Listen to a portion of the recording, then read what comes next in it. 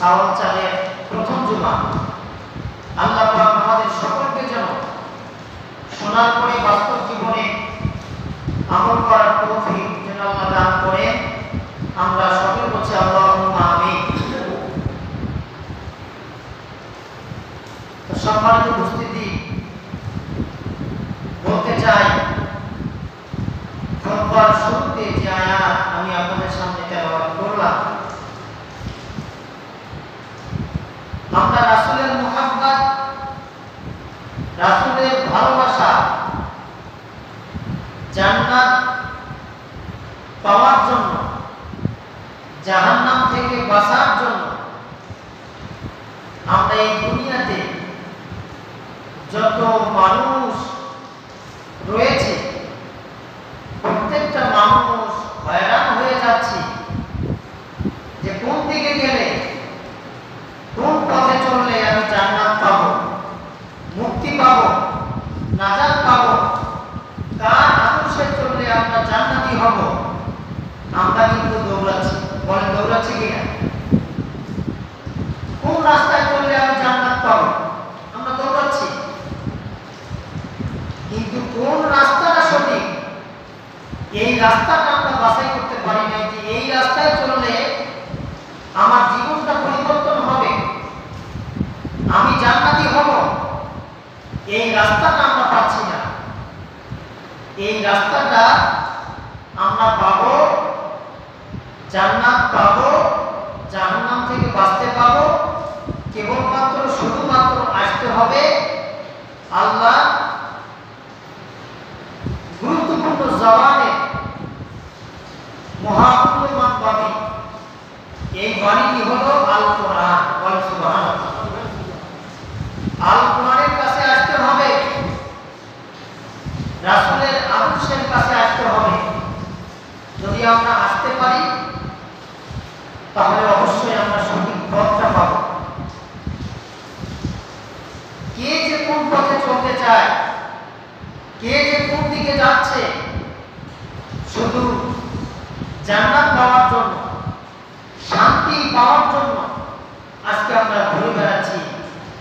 কে যে কোন দিকে যাচ্ছে, কিন্তু জান্নাত পাইতে গেলে রাসূলের মহব্বত, ভালোবাসা, রাসূলের সুপারিশ পাইতে গেলে আসতে হবে কোন কিতাবের দিকে? বলেন, আল কোরআনের দিকে আসতে হবে।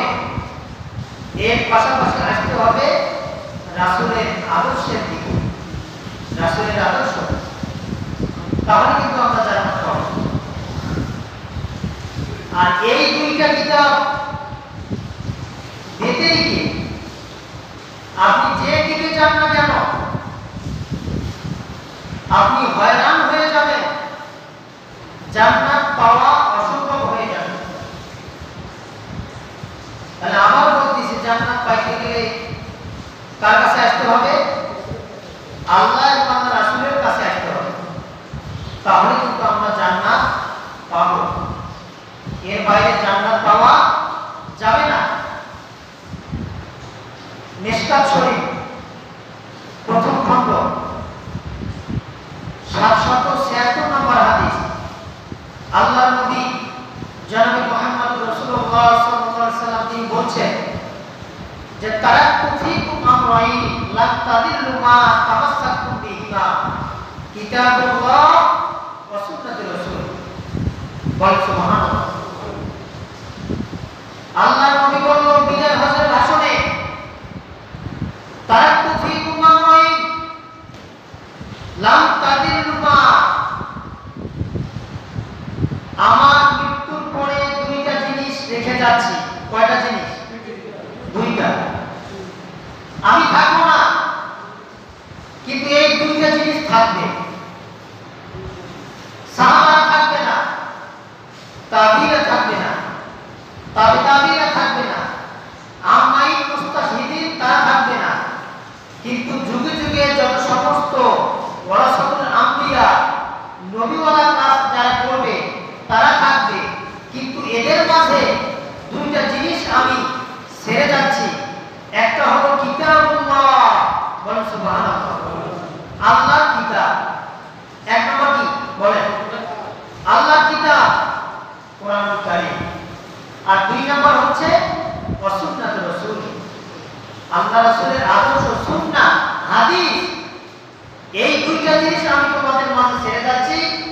এই দুইটা জিনিস, এই দুইটা বস্তু যারা আঁকড়ে ধরবে কি হবে? লাম তাদিল্লু, কখনো না, অতীতে বর্তমানে ভবিষ্যতে যারা এই দুইটা জিনিস আঁকড়ে ধরেছে ধরবে এরা কখনো পথভ্রষ্ট হবে না, এরাই জান্নাতি। বলেন সুবহানাল্লাহ। তাহলে বললাম কয়টা জিনিস? কথা বলেন কয়টা? দুইটা। একটা কি? আল কোরআন। দুই নম্বর কি? হাদিস, সুন্নাহ, হাদিস। এই দুইটা জিনিস যদি আমরা আঁকড়ে ধরতে পারি তাহলে অবশ্যই আমরা পথভ্রষ্ট হব না, আমরাই হব জান্নাতি, আমরাই যাব জান্নাতে। এক গ্যারান্টিকা আল্লাহ এবং আল্লাহর রাসূল। আমরা যেদিকে দৌড়াই না কেন, যে পথে যাই না কেন, যে পথে, যেদিকে, যে রাস্তায় আল্লাহ আছে, রাসূল আছে, সেই রাস্তায় আমরা জান্নাত পাবো, এটা নিশ্চিত। এই রাস্তাটাই হচ্ছে সঠিক রাস্তা। এজন্য কোরআন সুন্নাহর দিকে আমাদেরকে ধাবিত হতে হবে। এই রাস্তায় জান্নাত, এই রাস্তায় চললে আমরা জাহান্নাম থেকে বাঁচতে পারবো, আল্লাহ রাসূলের সুপারিশ পাওয়া যাবে। এই রাস্তাগুলোতে আমাদেরকে চলতে হবে। তাহলে সম্মানিত উপস্থিতি, আমি আপনাদের সামনে গুরুত্বপূর্ণ পবিত্র কালামুল্লাহ, আল্লাহ পাক রব্বুল আলামিনের কিতাব কোরআনুল কারীম, কোরআনুল কারীম থেকে সূরা আলে ইমরান, কোন সূরা বললাম? সূরা আলে ইমরান। সূরা আলে ইমরানের 31 নম্বর আয়াত আমি খুতবার শুরুতে আপনাদের সামনে তেলাওয়াত করেছি। এর সাথে সাথে সহিহ বুখারী, কি নাম বললাম? সহিহ বুখারী। কোরআনের পরে যে হাদিসের মর্যাদা সেটি হলো সহিহ বুখারী। সহিহ বুখারী কিতাবুল ঈমান অধ্যায় প্রথম খণ্ড 15 নম্বর হাদিস। আবার সহিহ মুসলিম প্রথম খণ্ড কিতাবুল ঈমান অধ্যায় 44 নম্বর হাদিস। আবার এই হাদিসটা আছে ইসলামিক ফাউন্ডেশন কর্তৃক প্রকাশিত সহিহুল বুখারী প্রথম খণ্ড কিতাবুল ঈমান অধ্যায় 14 নম্বর হাদিস। এই কিতাবগুলোতে একটা হাদিস বর্ণিত হয়েছে। এই হাদিসটি বর্ণিত হয়েছে হযরত আনাস রাদিয়াল্লাহু তাআলা আনহু তেনার থেকে। তিনি বলতেছেন, যেহেতু কোরআন থেকে একটা গুরুত্বপূর্ণ আয়াত নিয়েছি, এর সাথে সাথে নিয়েছি হাদিস থেকে, এই দুইটি গুরুত্বপূর্ণ বাণী থেকে কিছু কথা বলতে চাই আজকের জুমায়।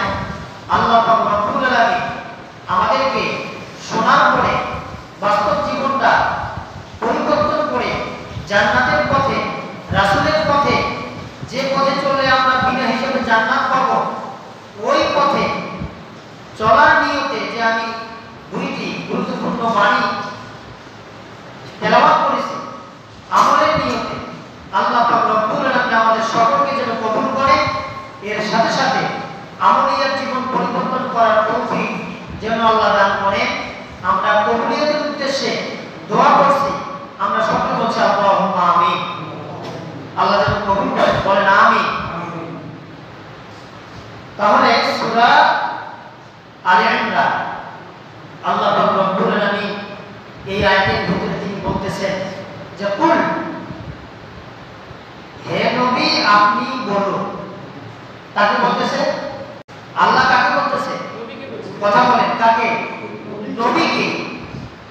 আল্লাহ নবীকে বলতেছে কুল, হে নবী আপনি বলুন। কি বলবেন? ইন কুনতুম, ইন কুনতুম, যদি কেউ, যদি কেউ, হে নবী আপনি বলুন, যদি কেউ তুহিব্বুনাল্লাহ, আমি আল্লাহকে ভালোবাসতে চাই। কাকে? আল্লাহ। আল্লাহ বলতেছে রাসূলকে, হে নবী তুমি বলে দাও, যদি কোনো ব্যক্তি, যদি কেউ নারী হোক পুরুষ হোক আমাকে ভালোবাসতে চায়, কাকে বলে? আল্লাহকে। কথা বলতে হবে। কথা বললে হবে কি জানেন? এই কথাগুলো খুব সুন্দরভাবে আসবে। আমিও বলতে পারবো, আপনাদের অন্তরের মধ্যেও এটা মালার মতো গাঁথা যাবে, মনে থাকবে। তা আল্লাহ বলতেছে যে তুহিব্বুনাল্লাহ, যদি কোনো ব্যক্তি আমি আল্লাহকে ভালোবাসতে চায়, বলেন সুবহানাল্লাহ। তাহলে আল্লাহর ভালোবাসার জন্য কত তরিকা, কত পথ, কত মত, কত রাস্তায়, কত মানুষ, কত মুসলমান, কত ইমানদার চলতেছে শুধু আল্লাহর ভালোবাসা পাওয়ার জন্য। কেউ আল্লাহর ভালোবাসা পাওয়ার জন্য জিকির করতেছে, যে জিকিরে আল্লাহর নামও শোনা যায় না, রাসূলের নাম মুহাম্মদ রাসূলুল্লাহ নিচ্ছে তাও শোনা যায় না। কি যে বলে মানে হেসকির মতন জিকির, আল্লাহ নাই রাসূলও নাই, জিকির করতেছে। এই জিকিরের মাধ্যমেও সে বলতেছে বা সে বলতে চায় বা তারা বলতে চায় যে আমরা আল্লাহকে ভালোবাসি। কাকে ভালোবাসি? আল্লাহকে। কিন্তু আল্লাহ পাক রব্বুল আলামিন কন্ডিশন দিচ্ছেন যে তোমার জিকির, তোমার মহব্বত, তোমার ভালোবাসা তখনই গ্রহণ হবে, মাত্র হবে একটা ব্যক্তি। একটা ব্যক্তি যখন থাকবে তোমাদের আদর্শে, তাহলে আমি তোমাদের মহব্বত, ভালোবাসা আমি গ্রহণ করব। বলেন সুবহানাল্লাহ। তাহলে আল্লাহ পাক রব্বুল আলামিন তিনি বলতেছেন যে জান্নাত পেতে গেলে, আমার মহব্বত পেতে গেলে, আমার ভালোবাসা পেতে গেলে কি করতে হবে? তাবিউনি। আল্লাহ পাক বলতেছে রাসূলকে অনুসরণ করতে হবে। রাসূল আপনাকে, কাকে? নবীকে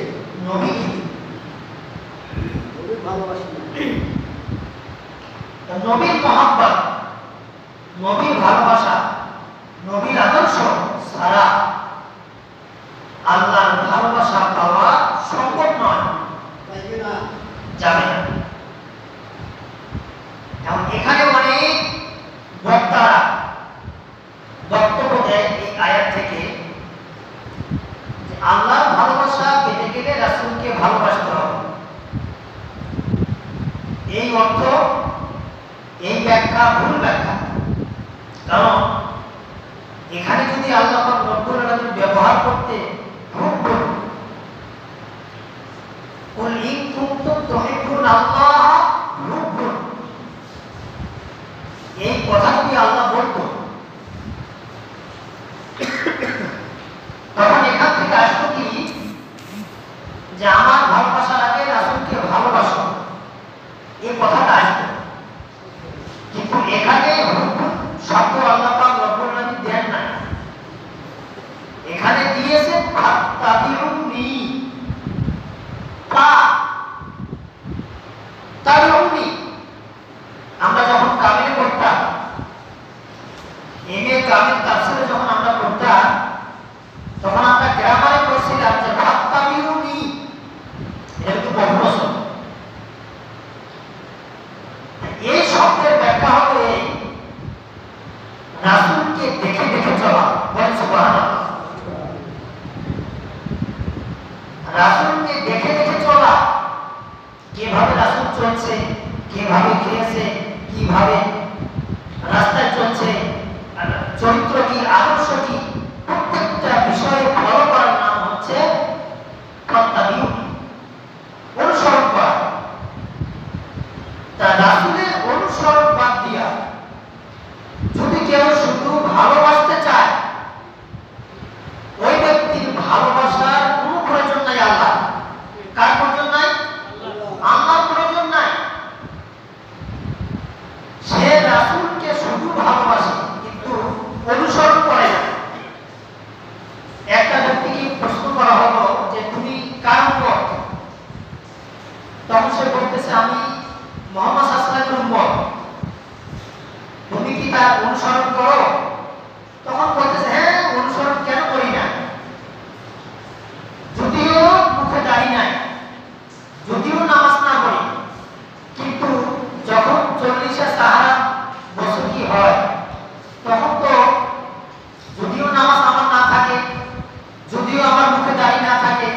রাসূলের পথে যদিও আমি না চলি, তা এই মিলাদে আসলাম, ইয়া নবী সালাম আলাইকুম তো পড়তেছি, আমি তো বুঝাচ্ছি যে নবী আমি আপনাকে তো অনেক ভালোবাসি, কিন্তু শুধু একদিন মিলাদে ইয়া নবী সালাম আলাইকুম বলে কি রাসূলের মহব্বত আদর্শ এটা কি মানা হবে? বলেন হবে না, হইবে না।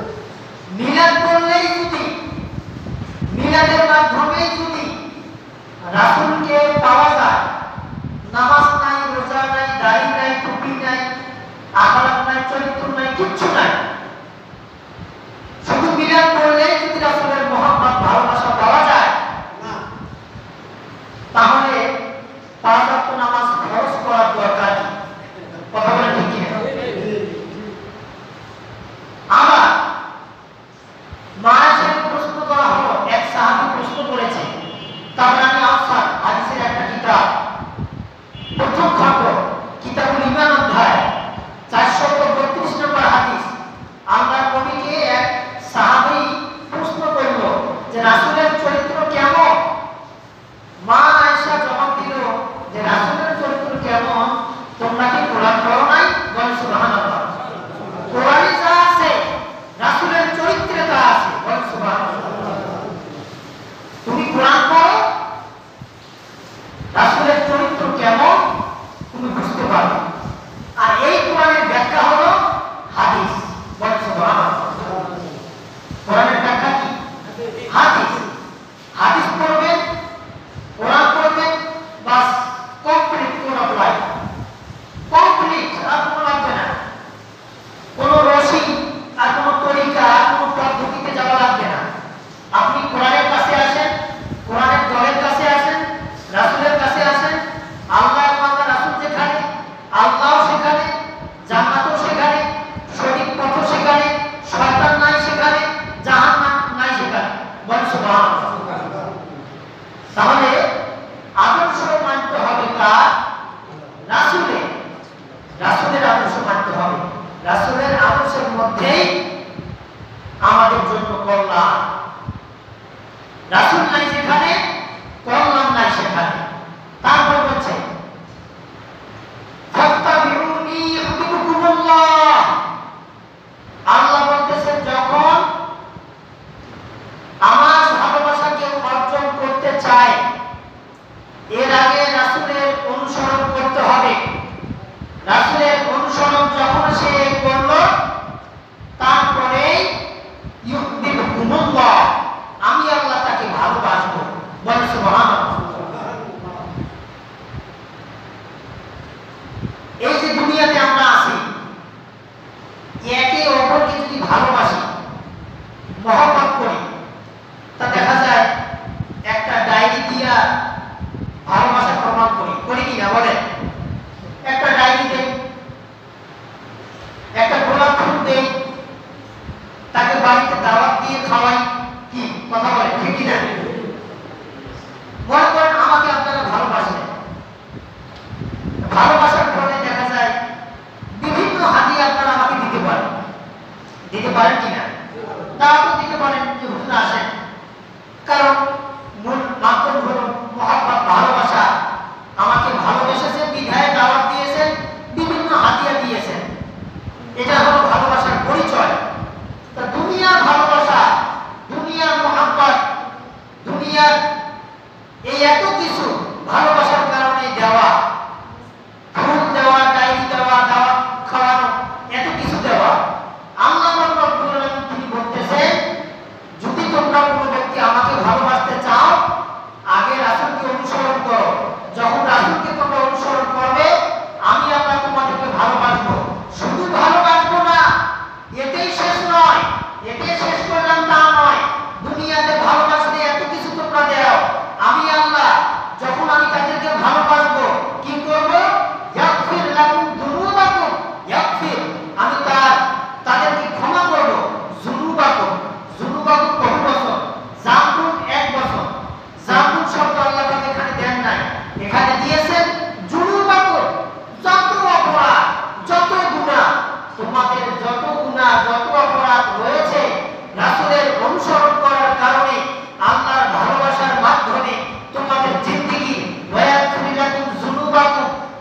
জিন্দেগীর সব গুনাহ মাফ।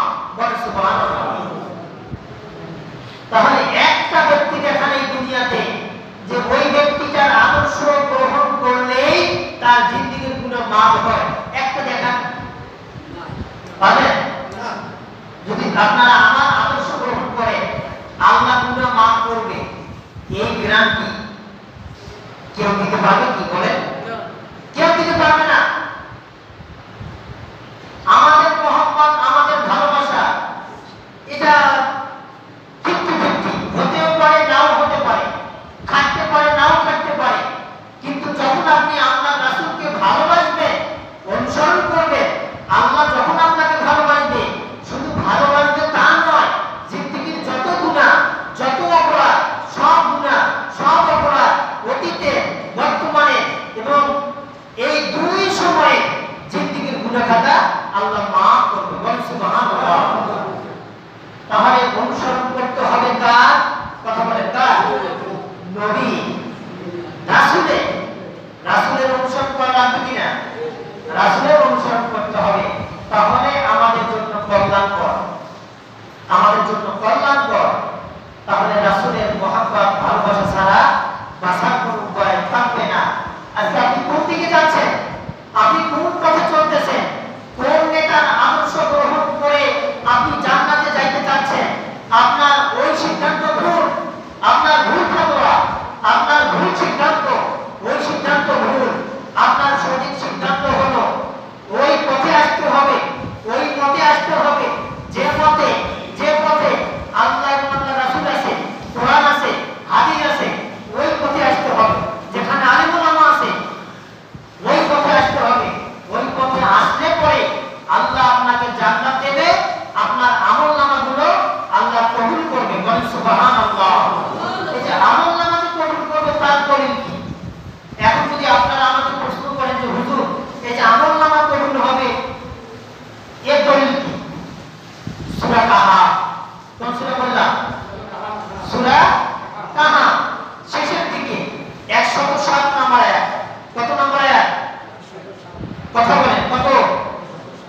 এই যে কথাগুলো বলতেছি, কোরআন বার করবেন, অনুগত যদি বাড়িতে কোরআন থাকে বার করবেন, যা বললাম তাই আছে, 19-20 কোনো কথা না, যা আছে তাই।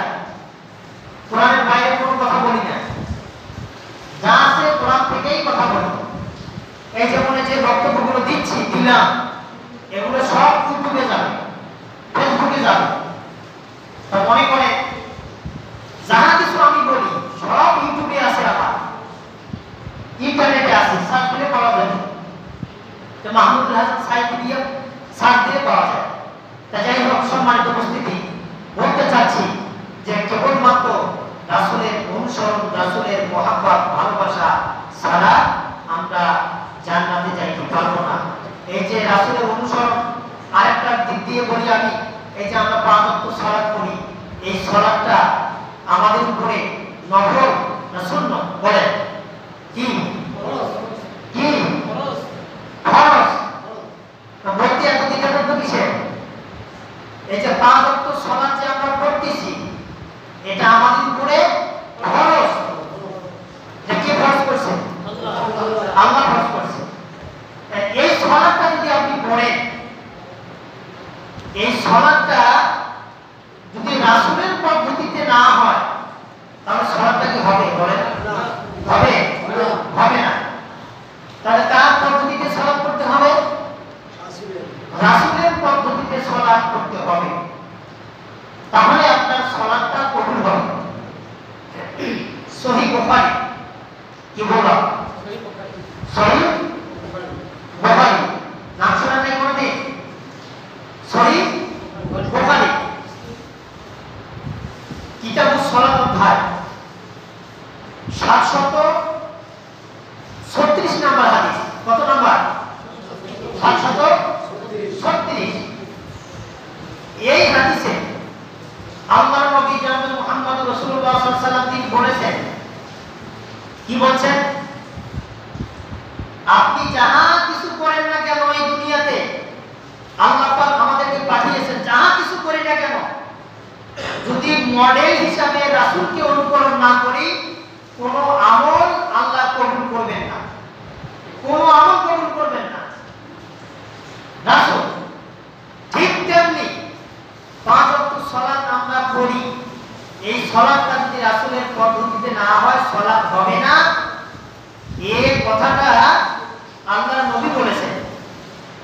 আর সালাত করতে হবে কেমনে, এই কথাটা যে হাদিস নাম্বার দিলাম 736 নম্বর হাদিস, আল্লাহর নবী বলতেছেন সাল্লু, বহু বচন, সাল্লু, তোমরা সালাত করো করো করো।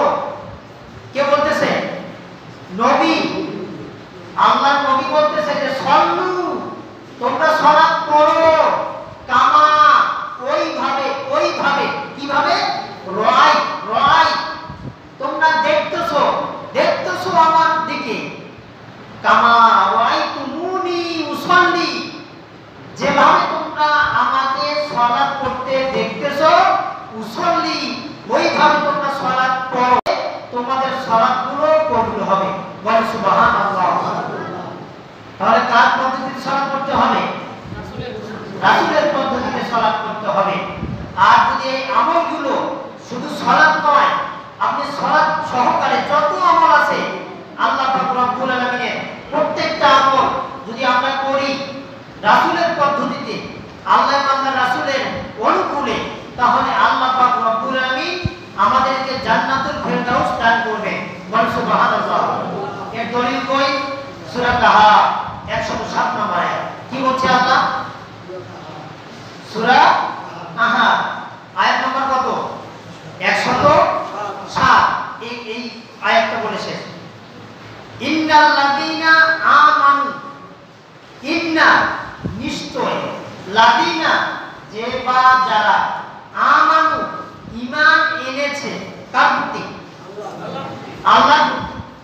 আল্লাহ বলতেছে নিশ্চয় যারা, নারী হোক পুরুষ হোক, ঈমান এনেছে আমি আল্লাহর প্রতি, ওয়া আমিলুস সালিহাত, আর নেক কাজ, ভালো কাজ যারা করে, আল্লাহ এবং আল্লাহর রাসূলের অনুমোদন যে কাজগুলোতে আছে ওই কাজগুলো যারা করে, সলিহ কাজ, কি হবে? কানাত, অবশ্যই পাবে, গ্যারান্টি দিলাম, লাহুম, তাদের জন্য, যারা ওই কাজগুলো করলো, জান্নাতুল ফিরদাউসি নুজুলা, সবথেকে বড় জান্নাত যেটা জান্নাতুল ফিরদাউস, ওই জান্নাতটা আমি আল্লাহ তাদেরকে দান করব। বলেন সুবহানাল্লাহ। দলিলটা আমার দলিল না আল্লাহর দলিল? কার দলিল? কোন সূরা? সূরা কাহাফ আয়াত নম্বর কত? 107। এই আয়াতে আল্লাহ বলছে যে তোমরা নেক কাজ করো, ভালো কাজ করো, আল্লাহকে মানো, রাসূলকে মানো, সেই অনুকূলে যদি তোমরা চলতে পারো তোমাদের জন্য বিনা হিসাবে জান্নাতুল ফেরদাউসের ব্যবস্থা করেছি। কেন? নুজুলা, হাদিয়া হিসাবে। এটা হাদিয়া। আত্মীয়র বাড়ি গেলে কি মিষ্টির কার্টুন নিয়ে যায় না? বিভিন্ন কিছু নিয়ে যায়। ঠিক তেমনি বলতেছে যখনই আমার বান্দারা মৃত্যুবরণ করবে, কবরে আসবে, আসার সাথে সাথে নুজুলা, হাদিয়া হিসাবে আমি তাদেরকে জান্নাতুল ফেরদাউস দান করব, তারা বিনা হিসাবে জান্নাতে যাবে। বলেন সুবহানাল্লাহ। বিনা হিসাবে যাবে। তা যাই হোক, সম্মানিত উপস্থিতি, আলোচনা করার অনেক অনেক এই আয়াত থেকে করা যাবে, কিন্তু আমি আর আলোচনা করতেছি না। যতটুকু কথা বললাম এই কথাগুলো আমার গোছানো কথা নয়, অগোছানো কথা। এই যে বললাম আমি আপনাদের সামনে, আল্লাহ পাক রব্বুল আলামিন আমাদের সকলকে যেন পাঁচ ওয়াক্ত সালাত, এর সাথে সাথে আল্লাহর নবীর আদর্শ, আল্লাহর নবীর ভালোবাসা, মহব্বত, আল্লাহ রাসূল যে পথে চলতে বলেছেন, যে দল করতে বলেছেন, যে রাস্তায় চলতে বলেছেন, সেই রাস্তায় আমাদেরকে চলতে হবে, সেই পথে আমাদেরকে চলতে হবে। তাহলে আল্লাহ পাক আমাদেরকে খুশি হয়ে জান্নাত দিবেন, বিনা হিসাবে জান্নাত পাবো, আর আল্লাহর নবী সুপারিশ করবেন। এই আশা আপনাদের আছে না? আছে, আছে। নবীর সুপারিশ ছাড়া কোনো ব্যক্তি কিয়ামতের মাঠে জান্নাতে যাইতে পারবে না, পারবে না, পারবে না। এটা অসম্ভব। আল্লাহর নবীর সুপারিশ লাগবে, আল্লাহর নবীর দলভুক্ত হতে হবে, দলভুক্ত হয়ে থাকতে হবে, তাহলে জান্নাত পাওয়া যাবে। যত সমস্ত কথা বললাম এই কথাগুলোর উপরে আল্লাহ পাক রব্বুল আলামিন আমাদের সকলকে যেন আমল করার তৌফিক দান করে দেন। আমাকে হয়তোবা অনেকে চেনেন, হয়তোবা অনেকে চেনেন না। আমার বাড়ি হচ্ছে এই 12 ঘড়িয়া। 12 ঘড়িয়া জানেন না? এই শাহজাহান চেয়ারম্যান এই বড়পা হয়, ওই বড়পার বাড়ির পাশে আমাদের বাড়ি। ওখানে আমাদের বাড়ি, ওখানে আমার বাড়ি। আর এর পাশাপাশি আমি এই যে আপনাদের সামনে আসলাম, নতুন মানুষ, কথা বললাম, যা কিছু বললাম এই কথাগুলোর উপরে যেন আল্লাহ পাক আমল করার তৌফিক দান করে দেন। আর শেষ আরেকটা কথা বলি, যেহেতু আজকে প্রথম জুমার সালাত আমি পড়াইলাম, যদি আপনাদেরকে কেউ প্রশ্ন করে যে নতুন একজন বারোয়ারিয়া থেকে আসলো, কোন আয়াত থেকে কথা বলছে, বলতে পারবেন না কোন আয়াত? সূরা আলে ইমরান। কোন সূরা? সূরা আলে ইমরান আয়াত নাম্বার 31। কত নাম্বার? 31 নাম্বার আয়াত। যদি কেউ আপনাদেরকে প্রশ্ন করে যে বারোয়ারিয়া থেকে হুজুরটা আসলো, কোন আয়াত থেকে কথা বলে, কি বলে? আপনারা বলবেন আমাদেরকে আলোচনা শুনিয়েছে সূরা আলে ইমরানের 31 নাম্বার আয়াত থাকে। মনে থাকবে না? সহজ। আল্লাহ পাক রব্বুল আলামিন আমাদের সকলকে যেন কবুল করে, এর সাথে সাথে বাস্তব জীবনে আমল করার তৌফিক দান করে। এখানে শেষ করলাম। ওয়া দাওয়ানা আলহামদুলিল্লাহি রাব্বিল আলামিন ওয়া মা আলাইনা ইল্লাল বালাগ। আসসালামু আলাইকুম ওয়া রাহমাতুল্লাহি তাআলা ওয়া বারাকাতুহু।